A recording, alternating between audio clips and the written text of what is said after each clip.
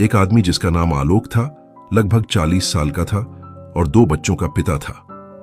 वह अपने परिवार के लिए दिन रात मेहनत करता, कमाता और घर का सारा खर्च उठाता।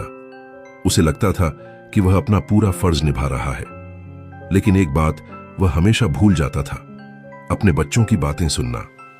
घर आते ही कभी मोबाइल में लग जाता, कभी टीवी में, या फिर थकान का बहाना बना लेता।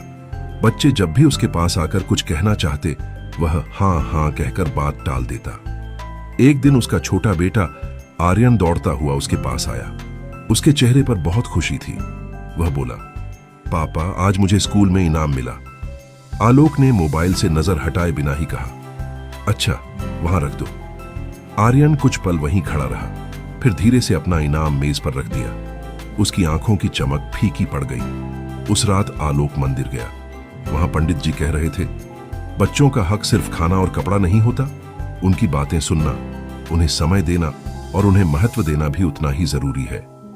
ये बातें सीधे आलोक के दिल में उतर गईं। उसे अचानक दोपहर का वो पल याद आ गया जब आर्यन उत्साह से उसे कुछ बताना चाहता था और उसने उसे टाल दिया था। उसे समझ आ गया कि वह बच्चों को पैसा तो दे रहा है, लेकिन उनका ध्यान और प्यार नहीं दे पा रहा। उसी रात वह आर्यन के कमरे में गया और धीरे से बोला, बेटा, आज तुमने क्या जीता था, मैं सुनना चाहता हूं। आर्यन पहले तो हैरान हुआ, फिर उसके चेहरे पर फिर से वही खुशी लौट आई। वह दौड़कर अपना इनाम ले आया और उत्साह से बताने लगा कैसे उसका नाम पुकारा गया, कैसे सबने तालियां बजाईं। आलोक चुपचाप उसे सुनता रहा। उस दिन उसने महसूस किया कि बच्चों को सबसे ज्यादा जरूरत पैसे की नहीं, बल्कि समय, ध्यान और प्यार की होती है।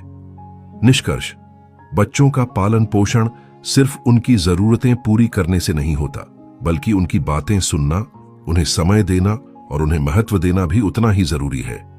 कई बार 1 मिनट का ध्यान सालों की कमाई से भी ज्यादा कीमती होता है।